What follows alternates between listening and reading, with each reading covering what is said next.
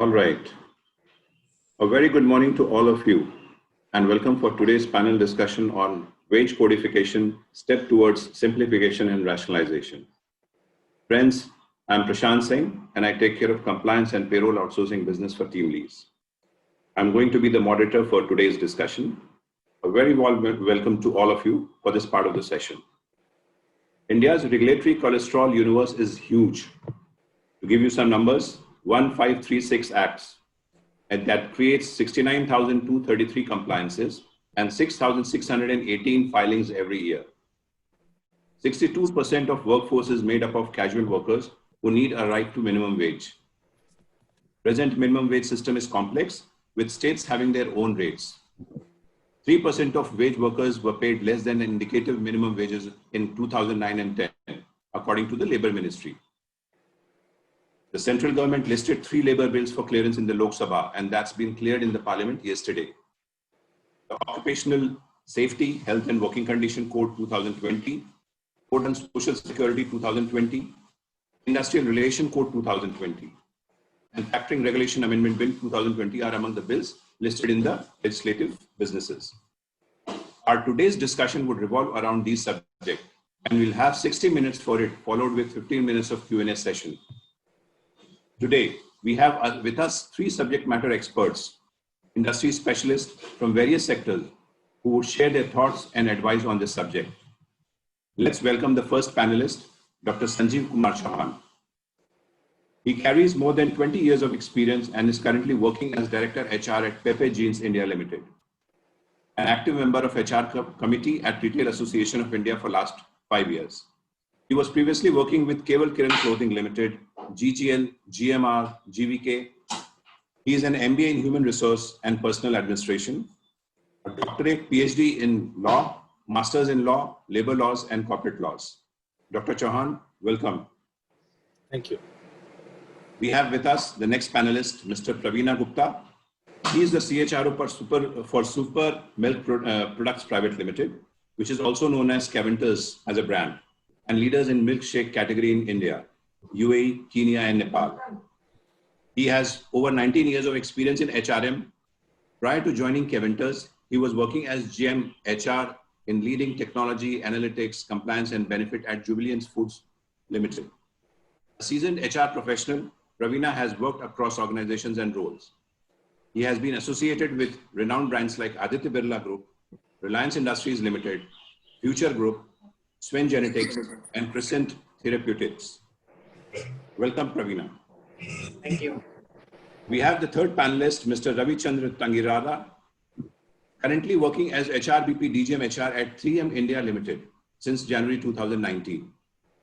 Worked as HRBP with manufacturing, planning operations, and Six Sigma organizations in India region. Earlier worked with PepsiCo at Gurgaon as a senior manager supply chain, India region, and Averi Deninsons as head HR manufacturing operations. He is PhD in business management from Shivaji University, MBA in HR from Mysore University, and BE mechanical engineering from VTU Belgaum. Ravi, we welcome you all. So with that, we would like to start. And the first question would go to Dr. Chauhan. The first question is, the new definition on wages is expected to reduce litigation and enable easier and cheaper means of compliance for an employer. How do you read this impact? Dr. Chauhan. Yeah, thanks, Prashant. Thanks for setting the basically tone of this discussion. I think I am audible to you all. Yes. Yes. See, for our audience, let me basically give a brief basically review of this particular Code of Wages 2019. This Code of Wages is one of the 4 codes which was passed in the Rajya Sabha on 2nd August 2019. It was given the assent by the President on 8th August 19. And after the outbreak of the pandemic on 2nd July 20, the Union Ministry of Labour rolled out a draft Code of Wages rules for the feedback of public to be given within 45 days. And we are expecting in the month of September or October, this is likely to come in force. Now, coming in terms of Code of Wages 2019, it has been amalgamated into 4 central labor laws. This is Payment of Wages Act 1936, Minimum Wages Act 1948, Payment of Bonus Act 1965, and Equal Remuneration Act 1976. So these code of wages and the other three codes are codes of social security, codes of industrial relations, code of occupational health, safety and working conditions. So these three codes have already been in the news today also, and we have passed in the Rajya Sabha, Lok Sabha yesterday, and we think that very shortly this will be also coming in force. So intent of the government is very clear. So I would like to let you know that in India, 90% of the laborers are in unorganized sectors, and merely 10% laborers are only in the organized sectors. So the intent of the government was to fix and cover these 90% of unorganized sector laborers. You can see there are certain labor laws, like I mentioned recently, Minimum Wages Act 1936, which is from in the year 1936 from the British rule and even before independence. So these old and obsolete laws were really required to be revamped. So we have already 200 types of the minimum wages in the central government and state government.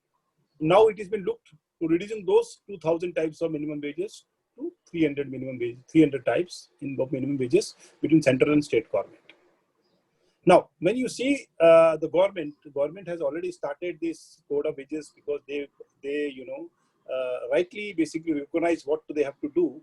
So in the year in 2014, the Indian position was 142, if I'm not wrong, for the position of doing business in India, in the country.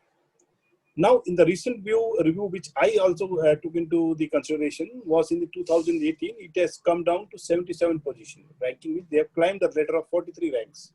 And after the implementation of these codes, I think the country, for easing the business, will climb more higher. So, now, when we talk about this, even when you see the definition of the wages, workers, employees, authorities are totally different in different labor laws. I've been a veteran who have studied the labor laws for, I think, more than 14 years during my PhD as well as during my master's in law. I could find that even the judiciary was also, finding it difficult in interpreting it. I have myself represented in the Labor and Industrial Tribunal, being a lawyer earlier, and I found that there were really a difficulty and the loopholes in the system. But what happens in this code? See, what happens is the ambit of the worker and employee under the code has been enlarged. One thing. Second is they have consolidated the 50 central labor laws and almost 200 state labor laws into one. That is in the codes, 4 codes. They have brought uniformity across the country on the applicability of labor laws. Uniformity. They have proposed this. But between the lines, which I understand that PF, ESI and Shop Establishment Act has been presently kept outside the purview of Code of Wages, which will come subsequently in the other codes.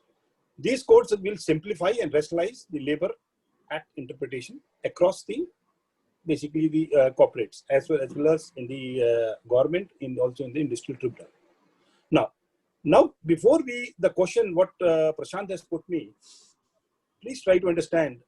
There are, the definition of the wages, which is defined under 2Y of the Code of Wages, needs to be understood, particularly for the people who are in HR, or the people who are in legal, or the people who are in the other compliance roles.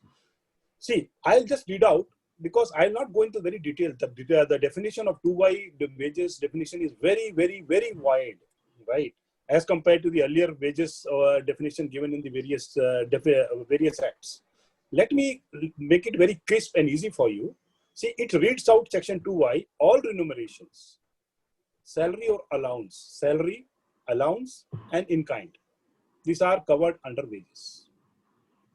So all remunerations, whether salary or wages or in kind, which are expressed in terms of money, please note the word terms of money, which is payable to the employee in the respect of employment for the work done by him or her. This is very crisp. All remuneration, salary, allowances, and in kind.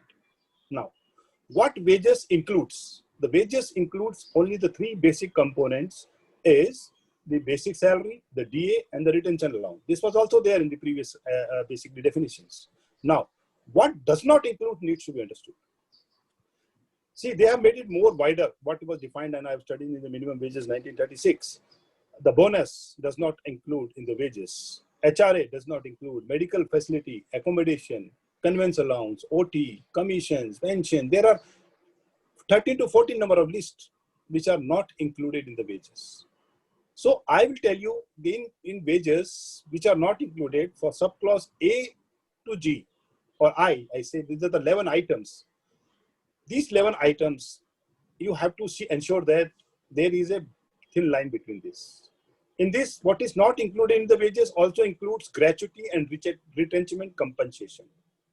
So gratuity and retention compensation exclude these two components. Other all component which is mentioned, which is not covered in the wages, they have clearly mentioned that any of these 11 components which are not included in the wages except gratuity and retention compensation, if it exceeds 50% of the total wages, then the exceeding part of the wages shall become and considered as a deemed wages. This is very important. I'll make it more simple. Suppose these components, which I say does not include like bonus, HRA, benefit, accommodation, whatever you call, this comes to 70% of the total wages. So the 20%, because it is exceeding 50%, means 20% which is exceeding will be also considered as a deemed wages. That will be considered as a deemed wages. That is very important. So this is, we have to understand, excluding gratuity and retention compensation, the wages which are not included also are, if it exceeds the 50%, are considered as deemed wages, which is very, very going to impact all the employers. Now, when you see the wages definition, you will find that the remuneration in kind means people who don't give in terms of cash or money or bank transfer, they give it in kind. Can be maximum, they put a threshold limit of 15%. So only 15% can be considered as a kind of a remuneration in kind and will be a part of wages. Anything beyond that will not be considered. So this is, they have very much clearly mentioned this. Right, Dr. Charan, I think what we'll do, we'll keep on coming because this is going to be one subject which we have to discuss in detail. I think quite a comprehensive explanation with examples, citing out each and every point. That was pretty clear, and we could understand it rightly. Let's hear from Ravi. What is his view on this and what is that he would like to add? So over to you, Ravi. You need to unmute.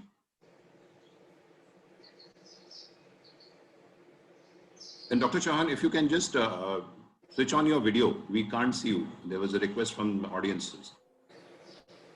Sure. Yeah, Ravi, please. Yeah, hope I'm audible, Prashant. Yes, very well. Thank you. Yeah. So what it made is, it made the definition of wages quite simpler. If you look at the current state of definition of wages, it is actually very varied and distinct across the labor legislations in India. And, if you go by the current state, there are close to about 8 definitions of wages. So the new code, in fact, has made it more uniform. And, if you go by the code of wages itself, it has made uniform across all the 4 acts which are currently applicable.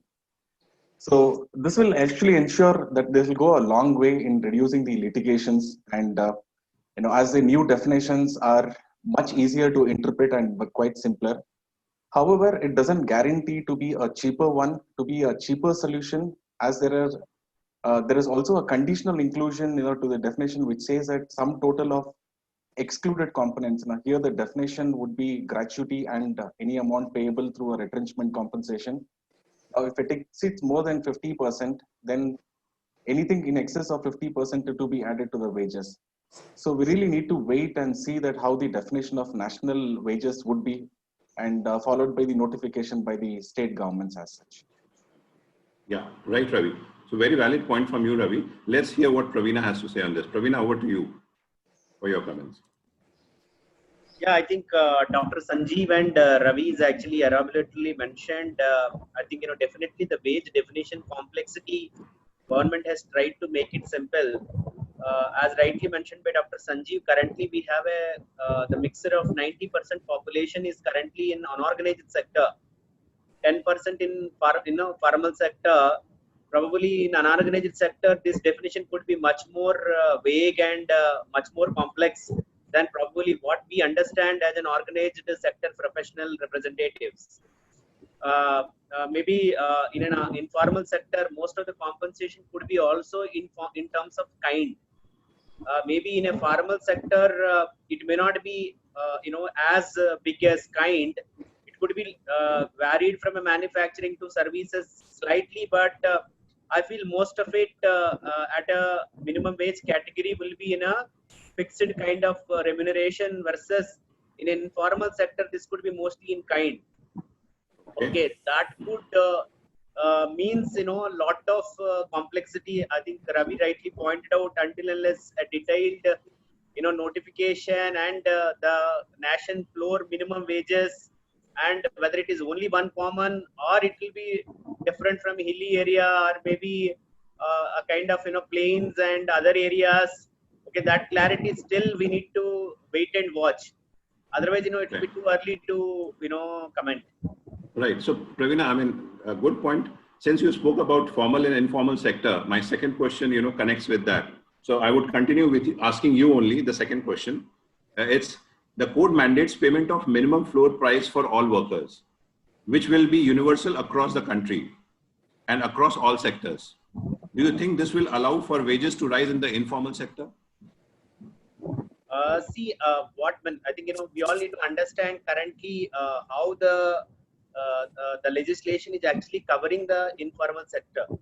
Okay, currently the coverage in an informal sector itself very vague, and you all know that 5 and above now will be covered under this particular code of wages.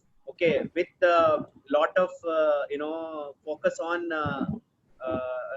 documentation, returns, all this particular stuff. Okay, so we need to understand that, and the second thing is that it is quietly linked with the overall national floor minimum wages, which is going to be decided by the government. Correct. Yes. If you look at whatever, at least we understand, if you look at Delhi is having the highest minimum wages, at least in my sector, whereas Rajasthan is actually having the lowest minimum wages. Okay, it's as good as 40% versus maybe 100% in Delhi. Currently, minimum wages at a shop and establishment, which probably I can talk about it, is around roughly 20,000 rupees in a CTC calculation. Because CTC also, that is what industry practice, but whereas government don't understand CTC. Okay, so I think there are a lot of complications. I mean, my view, definitely this particular definition actually given a lot of focus towards the ease of doing business. Dr. Sanjeev has pointed out that particular point. And see, for example, they've also taken care of the complexity of whether we can have part-timers, hourly wage people. There is a lot of complexity around it. But I think that is now government is actually make it simpler. So you can have hourly wage also, 4 hours also, 2 hours also, whatever the way now you wanted to have. That means there's going to be a rise in gig economy. Yes. So maybe see now today, if I need to say if somebody's want only 3 hours of employment from somebody, then probably I will only hire him for 3 hours. Again, it is actually linked with demand and supply. Whether I want for somebody to only work for 3 hours, will that kind of person will be available to him, available to the industry or not? Could be the play a major important role rather than what government really intend to say. Okay, so I think at this point of time it is too early to comment, but otherwise, from a strategic point of view, I think the government decision of making it simpler by making hourly wages and putting allowing people to work in gig economy is one good, definitely good sign, but implementation is again going to be have its own challenges. For example, if I have a domestic maid at home, if she works for 1 hour, then how I am going to fix her wages? So she also will comes under the new ambit of code on wages. Then how it is really going to be implemented? There are a lot many more questions around. So that's a really, big subject now. Gig economy and in around what are going to be the policies is something which we'll anyway talk about it. Let's listen from Ravi. What does he has to say on this topic? Ravi, over to you. Yeah, so if you look at the landscape of the informal sector or the unorganized sector in India, if you have to go by the data which Niti Aayog has presented, this was way back in 2019. it says that 85% of the population, the employed population, which is close to about 45 crores of population in India, is all in the unorganized sector or in the informal sector. So as Praveena was saying, if you have to bring in a regulation around the unorganized sector, it is certainly not going to be easy. We are talking about gig economy, the gig workers, the platform workers, we are talking about the unorganized sector employees. So bringing in a regulation is going to be a challenge. And, this all depends on what the national wages would be. And, how do you translate that into a gig workers and how do you translate that into a platform workers? So if you look at the gig workers itself, I think if you go by any establishment for that matter, close to about 80% of the employees or 80% of the work being done in any industry is always through a gig workers, in fact. So how do we regulate that is always going to be a challenge. So let's wait and watch that what the minimum wages would be. So everything is MP-centered on what the minimum wages would be and how the regulations would be brought in. Fair enough. Let's hear from Dr. Chauhan. What does his industry, talk about this gig economy or possibly from formal and informal sectors perspective? Dr. Chauhan. Prashant, you see almost there are 50 crores workers who will be benefited in the informal sector as per the government data is concerned. Except the Manrega people, they will not be covered. So when we see this will help them to set on higher, they will engage for both the low paid workers, including you can see the domestic workers, the regular informal workers. This will enhance their earning of living. As an HR, I feel that this will certainly raise the standard of living and quality of life across the industry, across the labors. I will understand. But when you see the minimum wages presently, it is 176. And what we are hearing from the media and the government is that basically it may go up to 375. So it's a huge rise on this.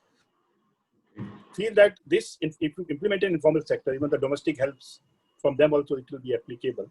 And when you see, it will be very, very difficult to implement where the piece rate system is there. The implementation of the minimum wages will become very difficult in implementing where the piece rate systems are there. So that's what I would like to say. All right. Okay. So I think this subject is something which is very open and, we can keep on discussing on this. But let's try to understand the codification which has just happened or possibly, the codes which have been passed. So my question would be to Ravi. Ravi, what do you think with this new movement or, the clearance of these codes will impact our industry? What are the top two things which comes in your mind? Sure. Thanks, Prashant. Very relevant question. I think in my mind, the top two impacts on any organization would be, the first thing would be the financial impact. As we're all talking about regarding the national minimum wages, now the center will have the power to decide on the minimum wages at a national level.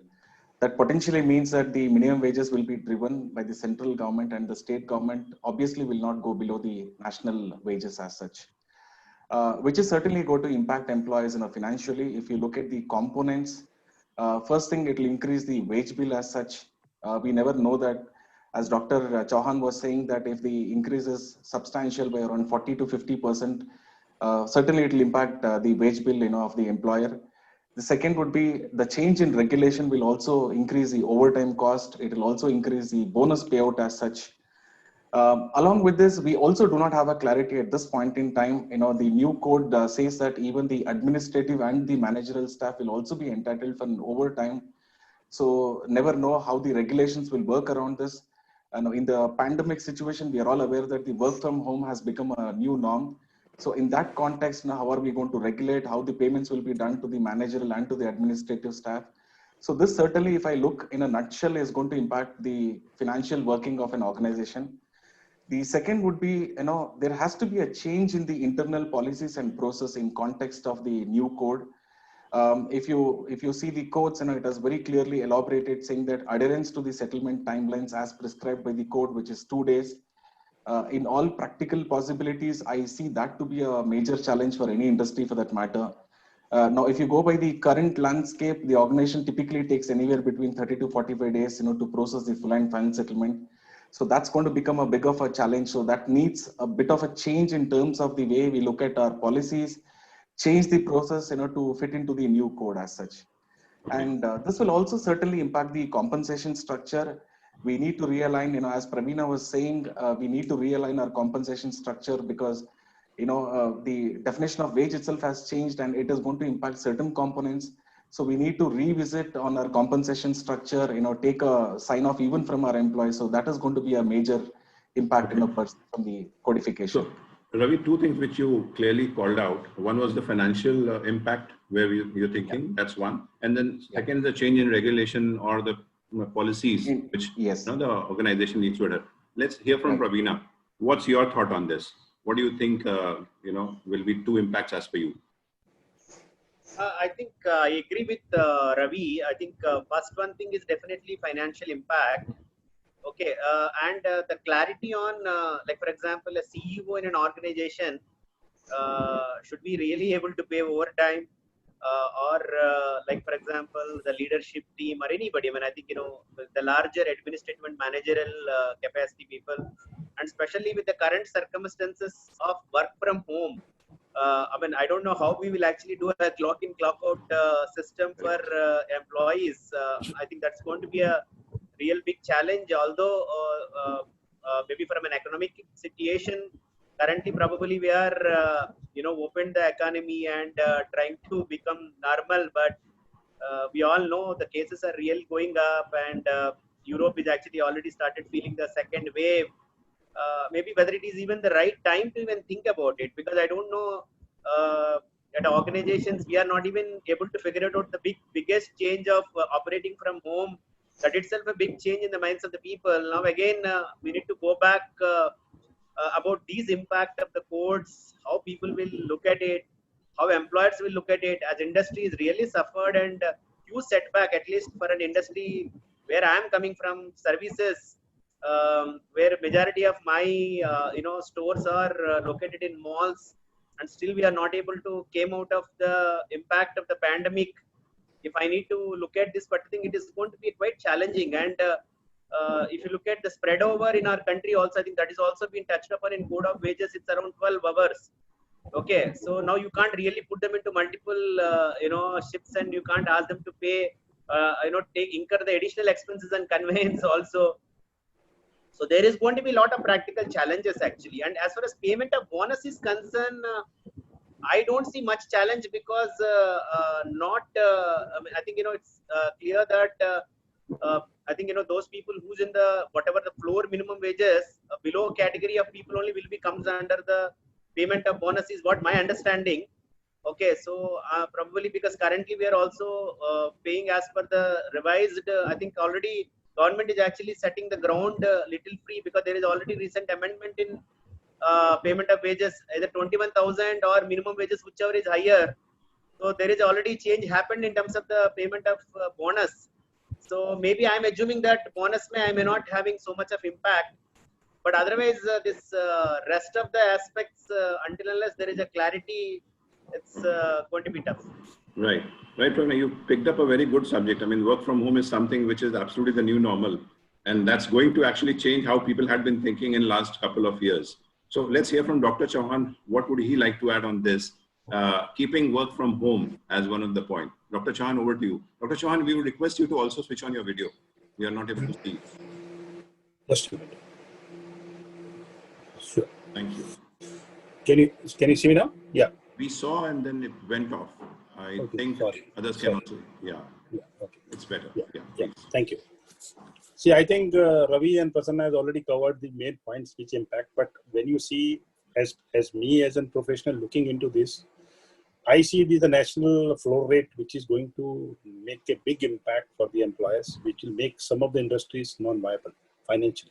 One, as an a legal expert, I understand that. See, I understand you all must have also understood. I see a difference between the definition of worker and the employee. You see the definition within worker and employee, there is a big difference. Any worker, the worker definition, as per what I understood, is that any worker who is drawing less than 15,000 of salary is a worker, and any person who is drawing more than 15,000 is considered as an employee, even if he is in managerial or administrative capacity. So this will have an impact, big impact on us. Okay. One thing. Yeah. This I want to mention. Secondly is that when we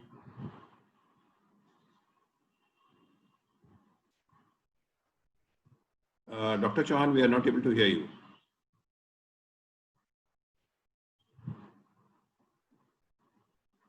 We lost you. Yeah, can you hear me? Yeah, it's much better. Yeah. So we should also discuss the other basically act which has been amalgamated in this, the Equal Remuneration Act. The Equal Remuneration Act talks about the discrimination of the gender, right?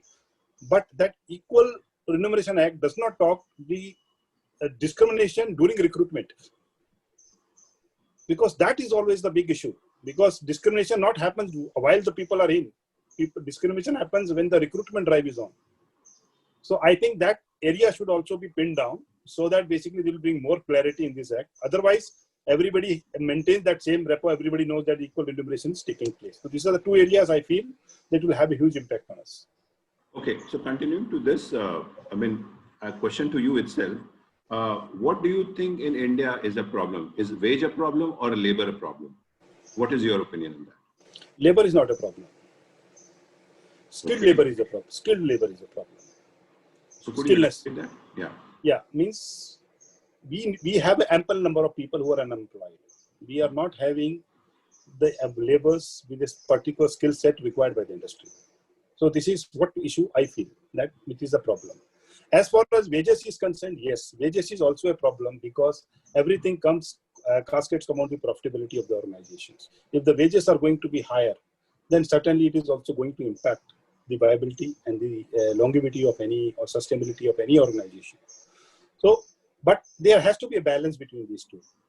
The skill, if skillness is there, the wages should be paid commensurate to that particular skillness. Fine. Let's hear from Ravi. Ravi, what do you have to say on this? Is labor a problem or wage a problem?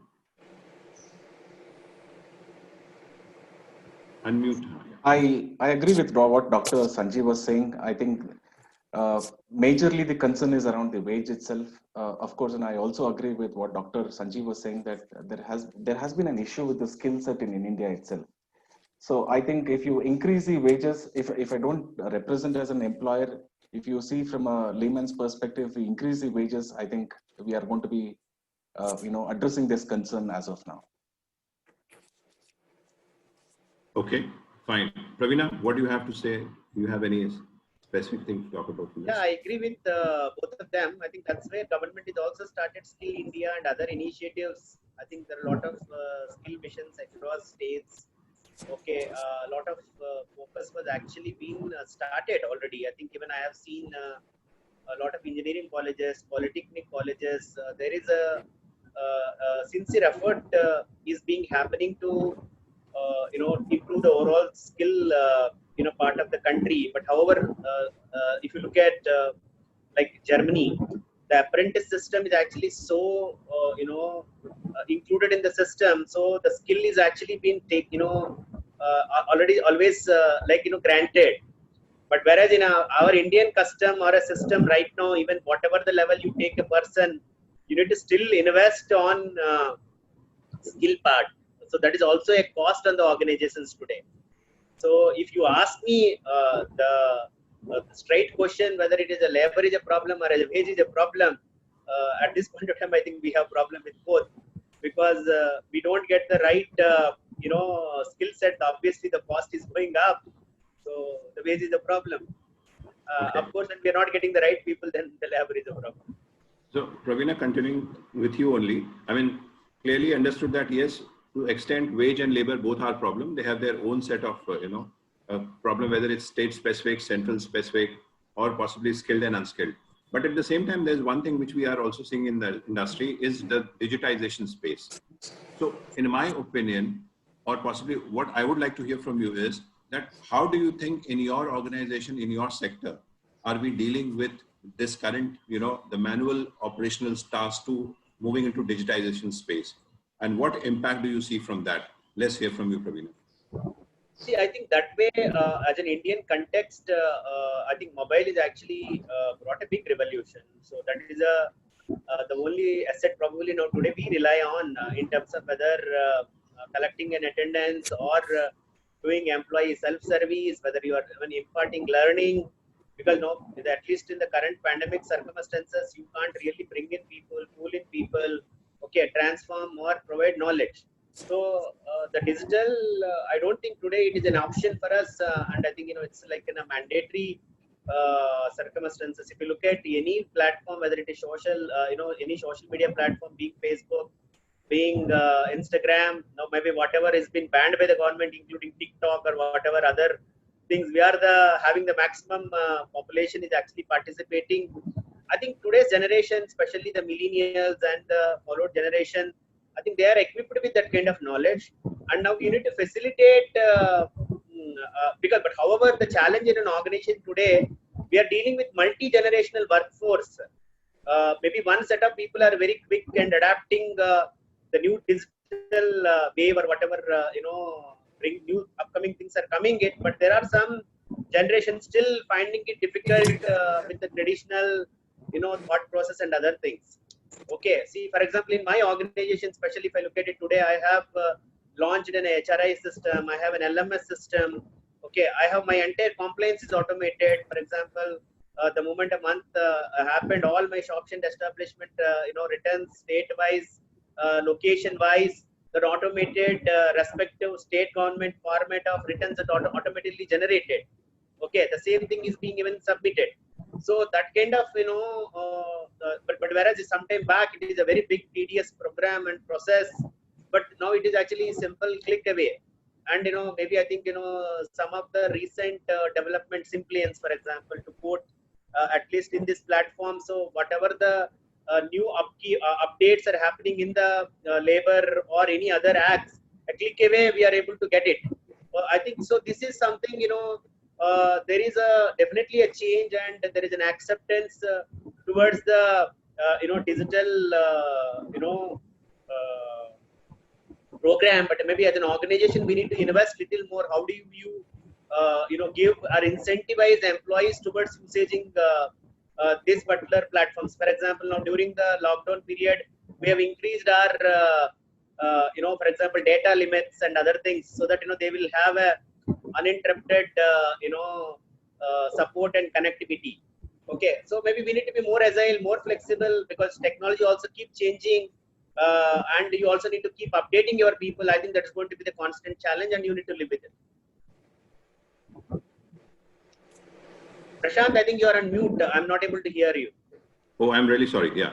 So I was saying you touched upon a very right thing, where what are current industries doing? I mean, that's what, so I mean, as a TeamLease company also, we have our own TeamLease compliance, digital software, which helps more than 1,000 clients across India. And that's one space we are seeing that most of these companies are struggling today, that how to move from the manual, paper-based to paperless and automated. So let's hear from Dr. Chauhan that, hello? Yeah. Can you hear me, Dr. Chauhan? Yeah, I can hear you, please. Yeah, let's hear from you. What do you have to say on this space? You're talking about automation? Yes, automation. I mean, is there any specific thing which you are doing in your industry, in your corporate, in your company, and what do you have to say about this journey of digitization? Yeah. Yes, see, I used to, work during the days when, the compliance consultants were being hired by the organization to do the compliances, right? So gradually the software started coming, and I think TeamLease is doing very good job in terms of, getting the compliance automated. What I personally feel is that basically this compliance software automation is really it is a very handy for the people of HR who are not very, well versed in the compliances. So I'm talking in terms of those people who are down the line level, junior level people. So for them, basically, it is very good reading. What are the checklists? Everything is available. But automated will certainly help you out. But the compliance per se, that keeps on changing every very fast. So that compliance updation in the particular compliance software is also more important for me. I think TeamLease does that. I monitor this, but certainly when I talk about automation is only in terms of the present. But the way the law is fast changing, the software also should be upgraded as fast as that upgradation happens. All right. Okay. Let's hear from Ravi, and then possibly we have some questions from panelists, which they want to still talk about the new code, how the new code is different, how it simplifies the deficiencies. So we'll possibly go back to that and talk about more on that. Ravi, over to you. Just a quick 30 seconds on the digitization space, then we move back to the codes. Sure. I think the government initiative of digitizing is a welcome move for many industries as such.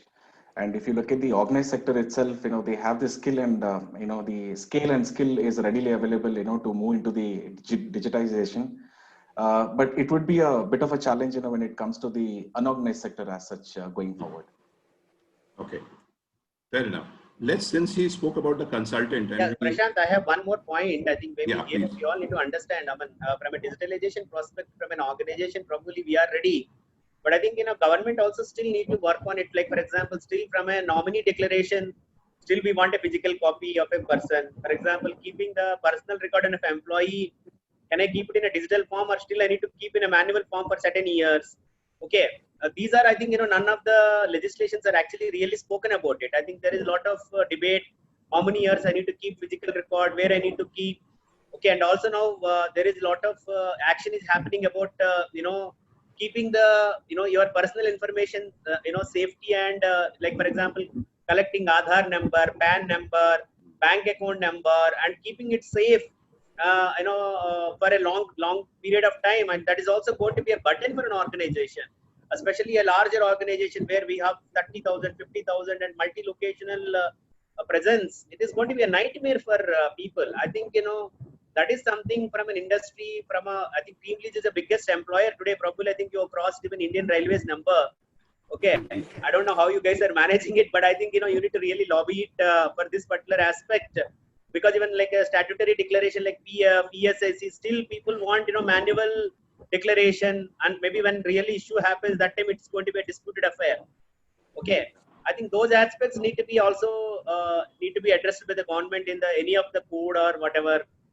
Just to answer your question, so we all are working very closely with Government of India in different, spaces for straight through process systems, whether it's PF, ESI and other elements. And there had been a lot of digital engagements right from Ministry of, Labor, right from Nirmala Sitharaman's ministry and many other people whom we are directly engaging. So there'll be a lot of news and stuff we will be talking about in coming time to you. But I think we'll come back to the subject. And one thing which actually, struck me, which possibly I would like to ask three of you, is if we see the simplification of code, one of the biggest element or one of the important element which is coming is the introduction of inspector cum facilitator. I mean, that will end the inspector Raj. So let's hear from you that what do you have to say on this subject? Ravi. Thanks, Prashant. I think if you look at the current codification itself, under the new labor codes, inspection of business establishment will be conducted through a randomized web-driven systems. A step towards faceless checks, like in case of income tax assessment, which will be mean that labor inspector will conduct a physical check only upon being prompted by the web-driven system. This is certainly going to end the inspector Raj. If you look at the erstwhile methodology of assessing, the labor inspector or the factory inspector, used to come to your industry, check on the compliances. It used to become more rather than a compliance, and it used to become a harassment for many employees. I think that is going to end, through the new codification now. I think many states already started way back in 2014-15, but the new code will make it uniform across India.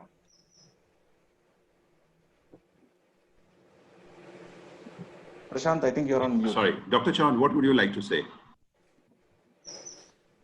I feel that this is something like, the old wine in the new bottle. So what is that? Unless until the mindset of the bureaucracy changes, right? They find new ways to default the, the codes. Just giving an example, the government has made, online registration of licenses. But to be very frank, I have never been able to get online registrations as on date. Why? Because even if I'm filing everything, some technical error comes, I have to hire some consultant who will do some basically background, adjustments, and then down the line the system, then it gets approved, right?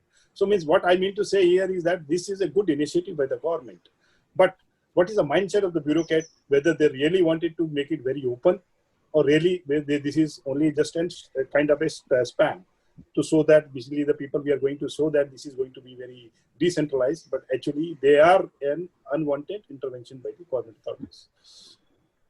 All right. Praveena, what would you like to add on this? Yeah, I think from a thought process wise, it is good. But I think, mostly the empowerment, I think, the code also is, if I'm not wrong, it's given a lot of empowerment to the individual. I think each employee also can, as a Simoto, can even say that, okay, there is a violation, there is a issue, but that actually gives, I think, much more tough days for HR fraternity. That's what I feel. Because earlier, any kind of deviation used to be only notified by the inspector to the government, but today the same thing being given to the employee itself. Okay, I think that is a biggest transformation I can feel. But however, I think slowly the inspector Raj, I don't think really in today's context really work. I think it's a welcome step in my view. But Dr. Sanjeev is rightly pointed out, until unless if the mindset doesn't change, I also agree with him that most of the time online licenses really not possible. Probably shop and establishment sometimes maximum I will get, but most of other licenses is really difficult to get. Right. So the concept is good, but it's still time for that to get implemented and seen how it behaves. Absolutely, I agree with you. Consider it is like a step towards the ladder to pass on, but I think a long way to go. Yeah, true. So let's come back to the first topic which we spoke about on the gig economy. I think that's something which is now the buzzword, whether it's startups, whether it's any industry where we are looking at short term, where we are looking at multiple jobs at one given point of time based on seasonality, based on skills. So we would like to understand that in current scenario, how employers are going to take this up. So Dr. Chauhan, let's hear from you. And since you were talking about it, we would like to hear from you first. You mean to, your question is that in terms of how the employers are going to take the change? Yeah. So how the employers are looking at gig economy as a change in their policies, or what do they think that they need to, make amendments, basically? See, to be very frank, after this code gets implemented, a lot of things has to be done. The HR policy has to be revamped in line with the codes, right? A lot of internal structuring of the organization's employees CTC will be required to be done. Particularly the workers category people, the wages will be again redefined. So certainly this the designations will change a lot, right? In terms of, I already said the worker and employee definition is going to change a lot. So the people particularly above the 15,000 grade will be in different basically perspective, and the people and then for workers who are in the worker category, for them it will be a different structure. It will be a different structure. As for the HR policies are concerned, all the the policies in terms of the OT and everything, everything will change. Why? Because still they have not changed a major part of it, but certainly it has got a cascading effect on terms of the wage bill is concerned. So my reading is that basically it has a good brighter side of the particular codes also, like it becomes very seamless, the returns becomes very simple, right? But it's not going to be that easy for the organization. The organization will have to basically work upon a lot of things in their policies and their basically structuring of their CTC. Okay, all right. Ravi, anything you would like to add here? I think, as I rightly said, 80% of the work which is being done in any organization is done through our gig workers itself currently. I think if you look at the premise of the codification around the gig workers, it is primarily benefiting them, from a social security standpoint and also regulate on the wages. Now, having said that, as Praveena was saying that, how do we regulate the gig workers is something, which is something which we have to wait and watch. The moment it is out, then probably, as Dr. Sanjeev was saying, that we have to go back and revisit on our policy, and how do we create, a system or a process around that is something, which we have to, work upon, Prashant. Sure. So I have written down social security and regulation is something which you spoke about. We'll come back after asking Praveena. So Praveena, would you like to add anything here? I think, gig economy, gig employment, I can feel that there is a two type of gig employment. One is probably blue collar and another thing is white collar. In my view, I think, in a blue collar area, I think a lot of gig economy already we are experiencing it. If you look at a Swiggy or a Zomato, or maybe although they're not directly coming under the employment itself, that itself a big debate point, like Ola, Uber, all this, but I think they're calling it as a like for example, business associate, and they're actually getting away under the definition of employee itself. But however, I think they are part of the larger gig economy system today. Maybe also you can look at it any kind of work currently we underdo. When, for example, we undertake, like for example, painting, or for example, whitewashing, or maybe whatever. So you are basically giving that particular thing to outsourcing to somebody, and that particular person actually probably end up doing not only for you and maybe so many others. I think that's also one way of looking at it as a gig economy.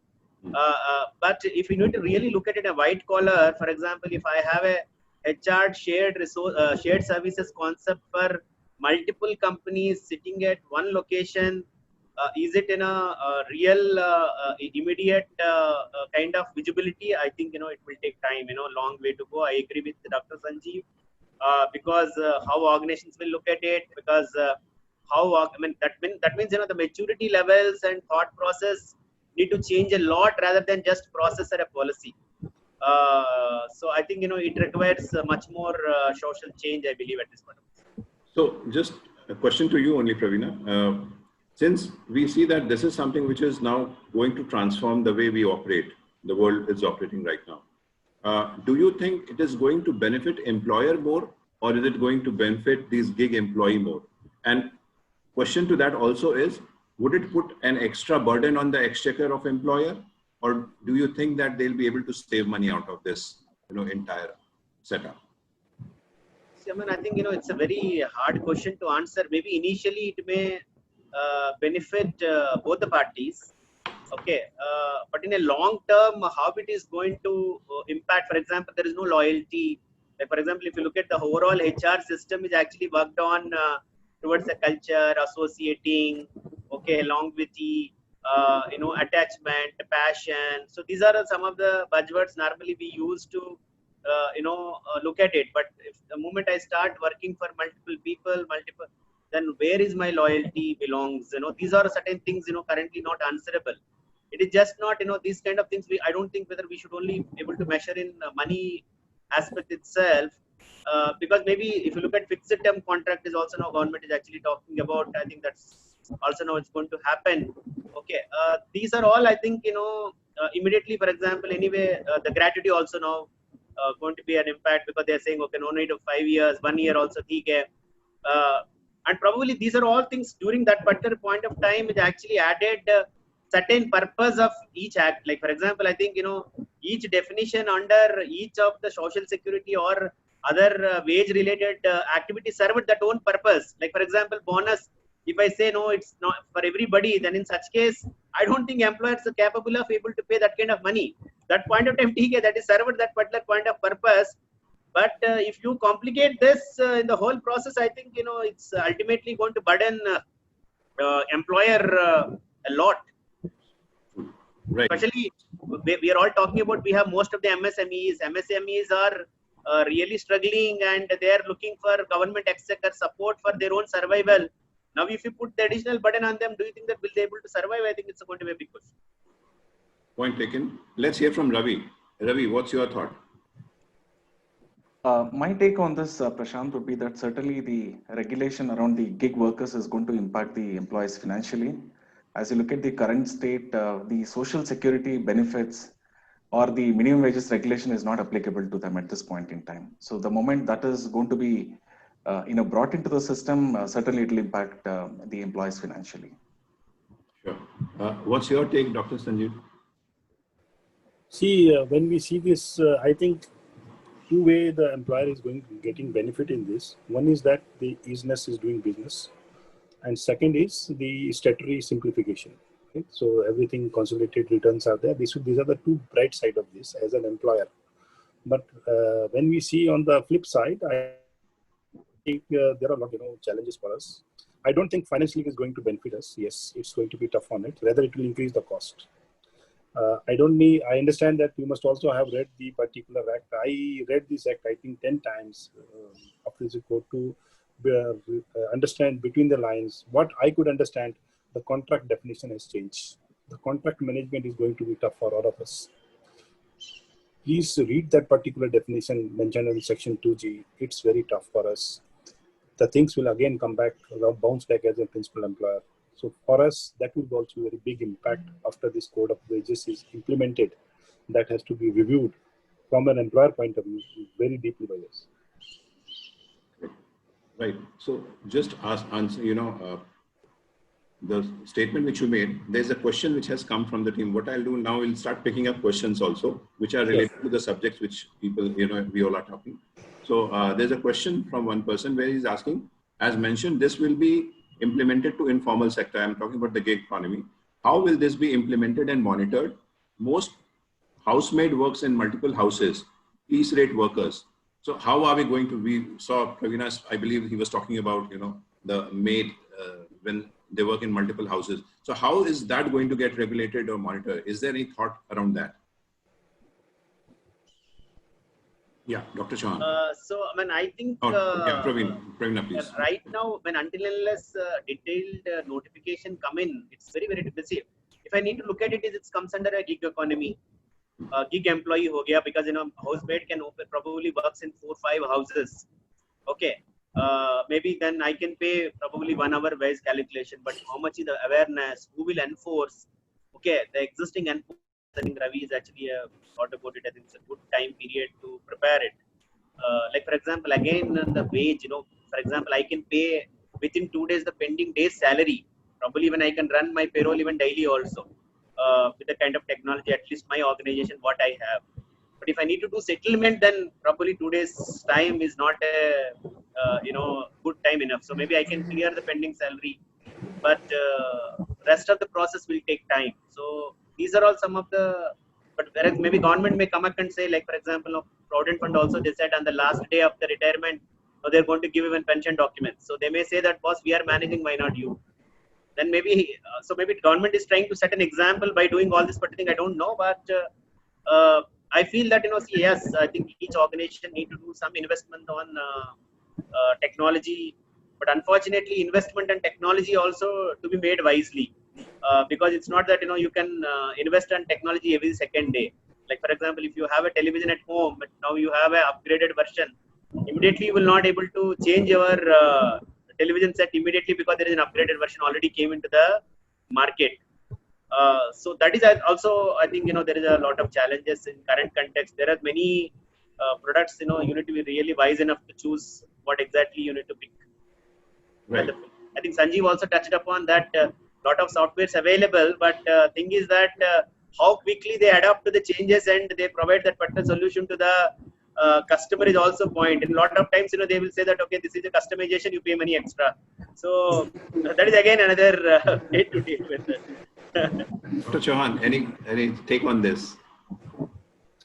See, my wishful thinking is that even for implementing 1 year is also short. If the process or the code interpretation is going to be complex, right? But if we are able to interpret in the right manner, I rightly said that basically 6 months is sufficient time to do it. But I don't think the government will give 6 month time to us. That is my understanding. It will not give such a bigger time. But I wish they will be very proactive in doing that. So my suggestion here is that basically what we are doing in this platform, we are exploring it right enough. Proactively, we should start doing right now. We should start seeing that what are the basically flip side of it and what is our complex respective. See, every organization has got a different complex kind of an organization structure, what you call the salary structure, right? So in that case, basically how they are aligned and what is the size of that organization, I think they have to promptly get it done, and it is really required to be put on the board of directors that basically they should tell that something is coming, and because it is going in terms of the financial impact which will going to come on the organization. They should be, mentally get prepared on this. Right. So I think collectively it clearly states out that, all management, all sectors, all business leaders have started thinking about it. Of course, it will take some time to understand and set a timeline. But yes, the thought is already there now. That's being conceived in the minds and boardrooms now. Let's move to the second question. One of the questions which is there, what would this codification, how will it impact gratuity? So, Dr. Chauhan. Yes, I think gratuity already there is a discussion on two parts, whether the gratuity will be payable to the contractual worker even we are not completing 5 years. That is also in the part. There is also a discussion that the minimum 26 days per completed year will be brought down to 15 days. That is also in discussion, right? So that will happen. So what I feel is that, see, I also feel, I have seen certain organizations, what they do is that if employee is living in 2 years, they give them their gratuity as earned by him, right? Not as terms of a gratuity, but as terms of ex gratia, because that is a part of their CTC, right? But where there is not a part of CTC, or where there is a part of CTC, the implication will certainly come on the organization. And I think this is going to impact a lot, because gratuity is also being revamped, and there is going to be a changes in the gratuity in terms of the financially, but it will be good for the employee, not good for an employer, because the payout will be more. All right. Ravi, anything you would like to add here? What's your take on this? Yeah, I think already, as Dr. Sanjeev was saying, there has been a thought around, decreasing the gratuity entitlement from 5 years to 1 year. That's something, which the organizations have already thought through. When it comes to our own employees, it is already accrued in our books, but the challenge will be around the contract workers who are on your rolls, because financially that is not budgeted in your books anywhere. So the moment, it gets decreased to 1 year, that is going to financially impact. So that's a major impact, to an employer, and that is being thought through now and getting discussed in the boardrooms across. All right, fine. I think that answers, there are a couple of other questions, so I'll pick up the next question. We have had 4 labor laws: Minimum Wages Act, Payment of Wages Act, Payment of Bonus Act, and Equal Remuneration Act for so many years, and proper compliances. Why do you feel there was a need to club all these under one act? What will be the key differentiator, except to fight?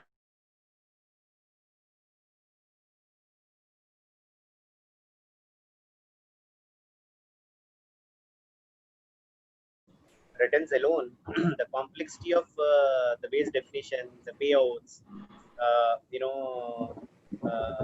but I think, it's just definitely towards the ease of doing business initiative by the government, and empowering people and bringing I think, current, whatever the 4 acts, the major thing is that is only currently catering to the organized, force. Unorganized people is not even under the purview of this particular stuff.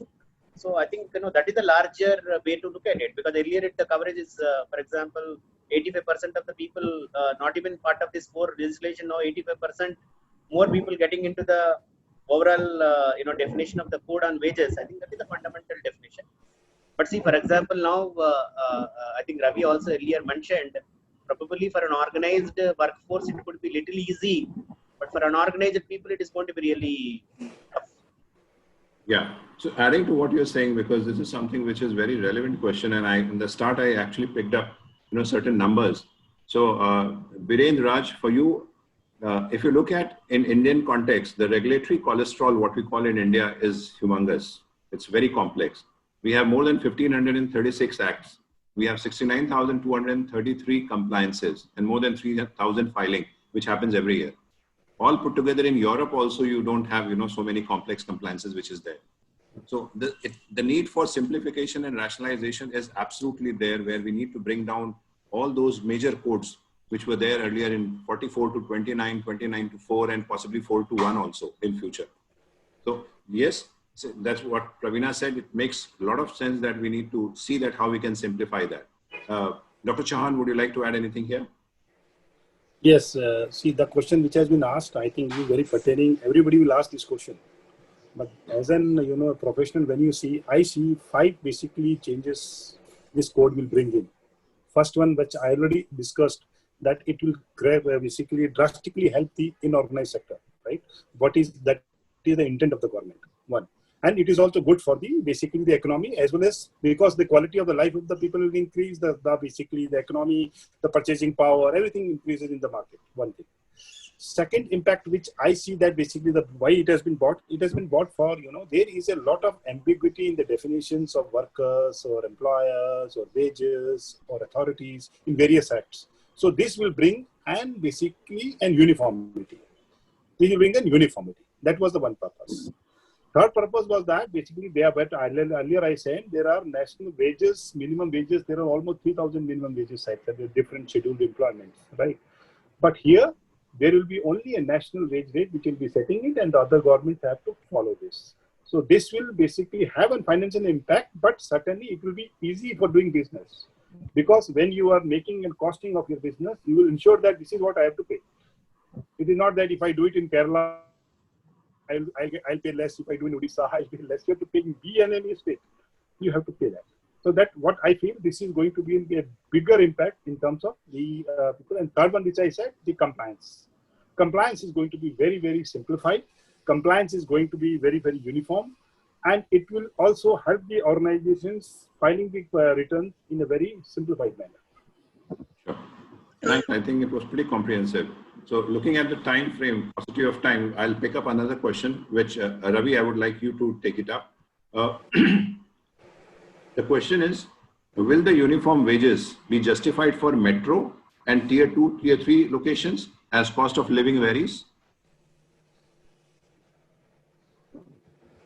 Yeah, simple answer to it, Prashant, would be that we will have a national wage, which will be applicable across, irrespective of whether it's in a tier 1, tier 2, or tier 3 cities.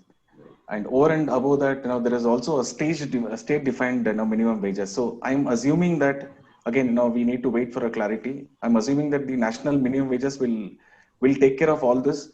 But at any given point of time, the state government can't go below the national wages. So I don't see that as a possibility. So I wouldn't see any changes between the tier cities going forward. So national floor price is something which is going to be the standard across India. And then state would get divided into regions to have their own pricing, right? Right. And there was also a talk, a couple of years back, this was close to about a year back, and Dr. Sanjeev touched upon that the national wages, they were thinking through of making it at 19,000, then the amount got revised to 21,000. So if you compare that versus where we are today, I think it's a substantial increase by around 30 to 40%. So it doesn't matter whether you're in any kind of a tier city or whether you're in a village or in a town, doesn't matter. So the national minimum wages will take care of all this. Right, absolutely. Okay, let's pick up the next question. Praveena, it's to you. Will the code be also applicable to part-time employees and interns? I believe this refers to while we were discussing about gig economy. Yeah, I think part-time employees definitely will be applicable. Interns, I think, definitely will be a different kind of setup in terms of probably apprentice or maybe like, for example, picking up practical experience before I came into the mainstream. Okay, but otherwise, I think part-time workers, obviously, even in the current context, also for part-timers, all the laws applicable, including leave or whatever is there, everything is applicable. Okay. Although minimum wages really don't recognize part-time as a concept as of today, but I think code is very clear. Okay, so another question, adding to the same, on the gig economy, where any person providing services to multiple employers, if one person is working for different employers, as a part of gig economy, to what extent different employers should bear the burden of any social security or minimum wages compliance? So I think that proportionate only people will take it up. So it's very simple. If I work, I pay for 1 hour wage, and then probably that proportionate of social security I will take care of.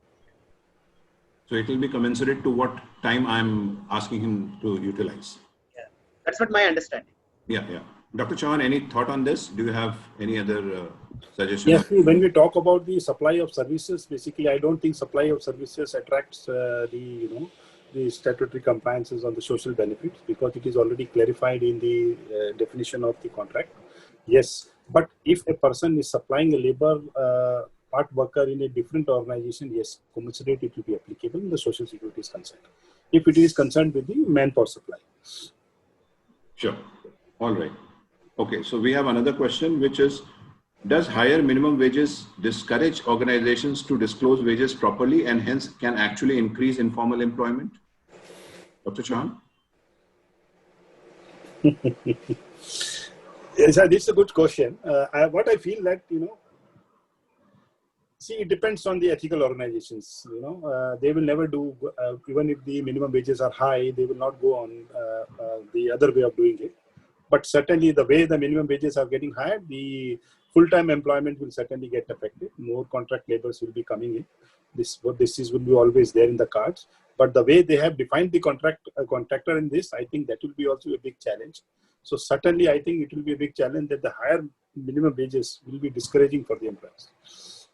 They will they will find out some other means. Very practically, I'm talking. They'll find some other means to get it done. Maybe like apprentice being deployed or getting through fixed term employment. These are the other ways, legal ways of getting it done. Okay, Ravi, what would you like to say here? I don't think any organized sector will be doing that, but the challenge, revolves around the unorganized sector, that whether they will find a escape route, to go out of this. Okay, fair enough. So fine. Let's understand the next question which has come as a follow-up questions to the earlier one, where they said that we have a national, minimum floor price, which doesn't matter that whether the person is working in tier 1 or tier 2 town. So the question is, will this not prompt companies to move away to metros, away from tier 2 or tier 3 towns or location, as currently they were having lesser cost in 2 and 3? So what is the say? Praveena, would you like to add here something?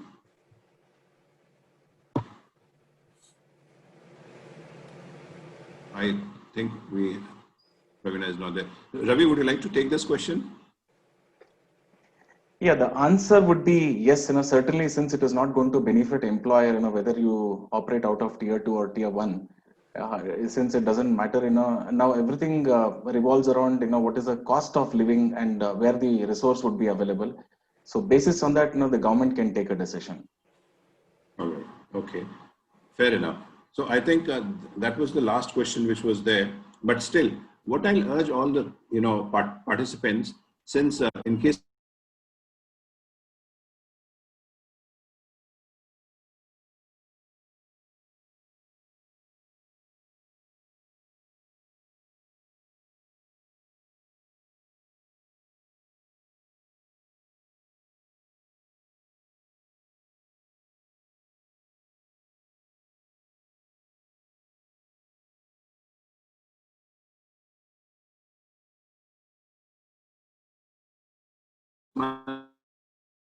again, we will have another one, which will surely be on the subject which is currently being executed. So stay tuned with us, stay connected.